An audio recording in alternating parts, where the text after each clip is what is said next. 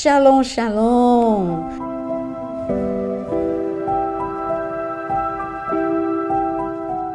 No nosso momento com Deus, este é um momento que eu reservo para ver os comentários que vocês fazem. Vocês escrevem comentários nos vídeos, não é? E eu pego os comentários, eu leio e vejo que tem algumas perguntas que se repetem e eu transformo então em vídeos para responder essas perguntas. Tem muitas pessoas querendo entender sobre o terceiro templo. Deus, quando ele quis começar a se revelar ao homem, ele chamou Moisés ficou com ele numa primeira etapa, 40 dias, 40 noites no Monte Sinai. E Deus mostrou para Moisés que ele deveria construir o tabernáculo, porque no tabernáculo, o tabernáculo abrigaria a glória de Deus. E também cada peça do tabernáculo anunciaria Jesus. Depois que eles entraram na terra prometida, nós tivemos o tabernáculo de Davi e depois o seu filho Salomão construiu o primeiro templo que Deus deu o modelo para Davi e Davi passou para seu filho Salomão. O primeiro templo foi construído magnífico, esplendoroso, mas com toda esta glória, quando o povo se afastou de Deus, esse templo foi destruído por Nabucodonosor e o povo foi levado para o cativeiro. Mas Deus misericordioso perdoou o seu povo, ouviu a oração e assim Neemias e Esdras voltam para Jerusalém, aonde o segundo templo, Neemias faz os muros, constrói os muros da cidade destruídos e Esdras ele levanta o templo, uma construção ali que a pedra angular foi lançada por Zorobabel. Segundo templo edificado, estabelecido, e depois nós chegamos no Novo Testamento com Herodes reformando, ampliando, tornando mais belo o segundo templo. Mas esse segundo templo também foi destruído. Foi destruído no ano 70 depois de Cristo. No entanto, nós temos registrado na palavra algumas passagens falando sobre o terceiro templo. Vamos ver quais são essas passagens, porque todas elas têm um significado profético muito forte. Algumas pessoas dizem, não, tem alguns teólogos que dizem, não vai ter o terceiro templo físico. Nós somos o terceiro templo, porque nós somos templo do Espírito Santo. Sim, nós somos templo do Espírito Santo, mas isso não tira o fato de que Deus disse que haveria o terceiro templo físico. Aonde isso está escrito? Em Ezequiel capítulo 40, nós temos um momento em que o profeta é elevado para Jerusalém. E nós, a partir de Ezequiel capítulo 40, eu vou ler no primeiro versículo primeiro, está escrito: no 25º ano do nosso exílio, no princípio do ano, no 10º dia do mês, 14 anos após a queda da cidade de Jerusalém, nesse mesmo dia veio sobre mim a mão do Senhor e ele me levou para lá.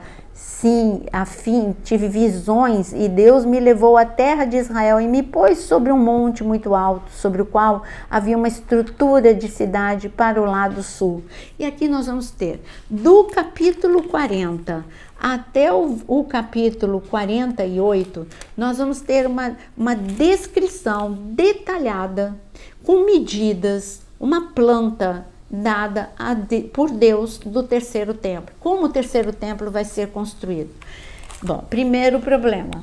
O terceiro templo vai ser construído onde? Aonde o primeiro e segundo templo foram construídos? No Monte Moriá. Mas hoje a realidade é outra. O Monte Moriá está ocupado. O Monte Moriá é um dos lugares mais sensíveis da terra. É um lugar sagrado para os muçulmanos. E quando você vai para Israel e você sobe até o Monte Moriá e você pode subir, você vai ver que já a polícia é jordaniana, porque não é Israel que está com o controle do monte do templo. E você vai ver também que ali vai ter duas edificações muito importantes para os muçulmanos, que é a mesquita de Aqsa e também o memorial, que é a cúpula dourada, é o domo da rocha, o memorial, que é um memorial. Nós temos duas edificações muito importantes. Então, para que o terceiro templo, primeira pergunta, para o terceiro templo ser construído, é necessário que essas duas edificações sejam retiradas? Não, elas vão coexistir com o terceiro templo. Algumas pessoas creem que vai ser demolido, que vai ter um terremoto, mas a palavra nos diz outra coisa. Vamos ler Daniel 9 para a gente entender como que vai ser possível coexistir em paz o terceiro templo, a mesquita e o domo da rocha. E há espaço para isso? Sim. O monte do templo ele foi ampliado por Herodes, então tem um espaço livre enorme que cabe exatamente as medidas do templo dado a Ezequiel, cabe ali. Já existe essa planta, judeus ultra-ortodoxos e ortodoxos, eles têm o Instituto do Templo, tem essa planta, e essa planta mostra como é viável coexistir. E em Mateus, eu pedi primeiro Daniel, né? Já estou pensando em Mateus. E em Daniel, capítulo 9, eu quero que você leia comigo. Daniel, ele tem uma grande revelação de Deus e no capítulo 9 ele fala algo que tem a ver com este terceiro templo. Está escrito no versículo, a partir do versículo 27. Ele fará, se referindo ao anticristo, ele fará uma aliança, fará firme aliança com muitos por uma semana. Na metade da semana, fará cessar o sacrifício e a oferta de cereais. Sobre a asa das abominações virá aquele que causa desolação, até que a destruição que está determinada seja derramada sobre ele. Então, Daniel, a partir do capítulo 9, a partir do versículo 27, Daniel ele fala que no tempo da grande tribulação será feito um acordo de 7 anos de paz entre árabes e judeus. E este acordo de paz será feito por um homem que ele vai sobressair na política, ele vai ser tremendamente inteligente, um político como nenhum outro, um negociador de paz como nenhum outro.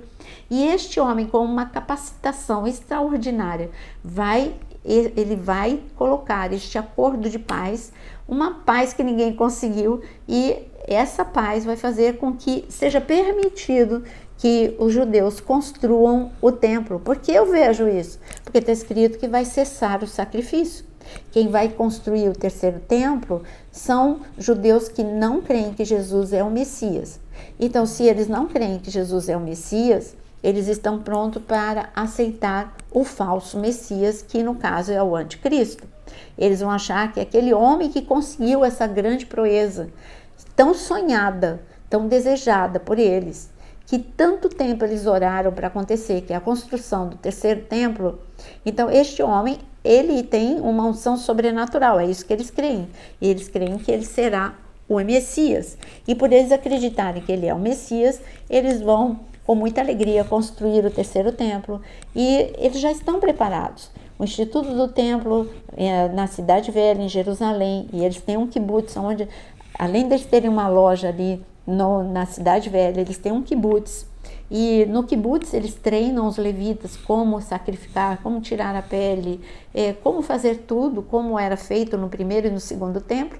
E também eles, ali naquela loja do Instituto do Templo, você pode ver já muita coisa que está pronta, com medidas e materiais exatamente como estipulado na Palavra de Deus. Tem o altar do sacrifício, o altar do incenso, tem já a menorá, que essa está fora da loja, está numa praça lá em Jerusalém. E tudo isso está pronto para quando for feito o acordo, seja só colocado, quando o terceiro templo for levantado, ser colocado todas as peças ali dentro. Então você está vendo que o terceiro templo, ele tem um tempo quando ele vai ser reconstruído. Daniel capítulo 9 diz, vai ser na grande tribulação, nesse período de 7 anos de paz, mas quando se cumprir 3 anos e meio, ele vai profanar este terceiro templo. O anticristo vai profanar. Quem fala isso é Jesus. Agora sim, Mateus capítulo 24, está escrito no versículo 15, Quando, pois, vocês virem situado no lugar santo o abominável da desolação de que falou o profeta Daniel, quem lê, entenda, então os que estiverem na Judeia fujam para os montes. Muitas pessoas falam que tudo já se cumpriu no ano 70 depois de Cristo. Mas no ano 70 depois de Cristo não houve um acordo de 7 anos de paz. Não houve um acordo entre árabes e judeus. Era o Império Romano. E no ano 70 depois de Cristo, o sacrifício cessou porque o templo foi destruído. Aqui não é porque o templo vai ser destruído que o sacrifício vai cessar. O sacrifício vai cessar porque o anticristo vai profanar. Assim como na época dos Macabeus já foi feito isso, já aconteceu isso na história de Israel. O templo, ele foi profanado por Antíoco, ele foi profanado. Ele colocou Zeus no Santíssimo Lugar, mandou que porcos fossem sacrificados no altar. Assim também será feito, porque o anticristo vai exigir adoração a ele mesmo, e ele vai profanar o terceiro templo. E quando os judeus olharem para aquilo, eles vão entender: nós fomos enganados, ele não é o Messias, ele é um falso Messias, porque eu só posso adorar ao Deus, ao único Deus. E quando eles descobrirem isso, eles não vão querer mais estar do lado do falso profeta. Eles não vão mais acreditar no anticristo como sendo o Messias, e eles vão ser perseguidos. Por isso eles precisam ir para o deserto da Judéia, fugir devido à grande perseguição a todos aqueles que não aceitarem o anticristo, profanando o terceiro templo. Então, profeticamente dizendo, a importância do terceiro templo é saber que é uma marcação de tempo. Ele vai ser construído, os judeus serão enganados pelo falso profeta, o anticristo vai se revelar quebrando esse acordo, profanando o templo, eles vão ser perseguidos, e o restante da grande tribulação, o que vai acontecer? Você sabe que são muitas tragédias, vão acontecer desordem de todo tipo, com selos, taças, as trombetas, são juízos de Deus sobre a terra, e grande terremoto. O que vai acontecer com o terceiro templo? Nós não temos escrito assim: o terceiro templo vai ser destruído, e quando o Senhor Jesus colocar um fim a tudo no Armagedon, o templo foi destruído. Agora, para o milênio, o templo que Jesus vai reinar, vai ser construído um novo templo, onde puro, santo, e Jesus vai reinar a partir de Jerusalém. Nós não temos isso registrado para dizer: olha, vai ser assim. Também não temos escrito que ele vai ser purificado, esse templo que foi profanado, porque isso aconteceu também na época dos Macabeus. Depois que foi totalmente profanado, os Macabeus entraram, e ali Matatias e seus filhos, liderados pelo Macabeu, eles ali purificaram, e foi o milagre do óleo, que tinha só um pouquinho de óleo para acender a menorá, e ele durou 8 dias, e assim foi a purificação de todo o templo, e ele foi usado novamente. Isso é um detalhe que Deus não deixou claro para a gente. Se o terceiro templo vai ser destruído pelo terremoto, que vai ter um grande terremoto em Jerusalém, que vai partir o Monte das Oliveiras em 2, como está escrito, ou se ele vai permanecer e ele vai ser purificado e usado no milênio. Nós sabemos, é o que está escrito, que Jesus vai reinar em Jerusalém, vai governar a partir de Jerusalém por 1000 anos, e todos vão subir para o templo. E esta passagem, porque do monte de Deus virá o conhecimento da glória de Deus, sairá de lá de Jerusalém. Para você entender, abra Isaías, e Isaías ele fala sobre este momento precioso em que todos subirão para adorar ao Senhor no templo, no capítulo 2, versículo 2, Isaías 2, versículo 2. Nos últimos dias, o monte do templo do Senhor, monte do templo é o Monte Moriá, o monte do templo do Senhor será estabelecido no alto dos montes, e se elevará sobre as colinas, e para ele afluirão todas as nações. Muitos povos virão e dirão: venham, subamos ao monte do Senhor e ao templo do Deus de Jacó, para que nos ensine os seus caminhos e andemos nas suas veredas, porque de Sião sairá a lei e a palavra do Senhor de Jerusalém. E ele julgará entre as nações, corrigirá muitos povos, estes transformarão as suas espadas em lâminas de arado e as suas lanças em foices. Nação não levantará espada contra nação, nem aprenderão mais a guerra. Você viu? Aqui está falando do milênio. Isaías capítulo 2. Um tempo em que não haverá mais guerra, 1000 anos, em que Jesus estará reinando, governando a partir de Jerusalém, no monte do templo. E aqui está falando, subamos todos ao templo. Então, um templo existirá durante o milênio. Só não temos claramente registrado aqui na palavra se vai ser este terceiro templo purificado ou se vai ser um novo templo. Se você perguntar qual é a minha opinião, eu creio que será, a exemplo do que aconteceu no tempo dos Macabeus, um templo purificado para ser usado por Jesus, porque onde Jesus chega, tudo se torna santo.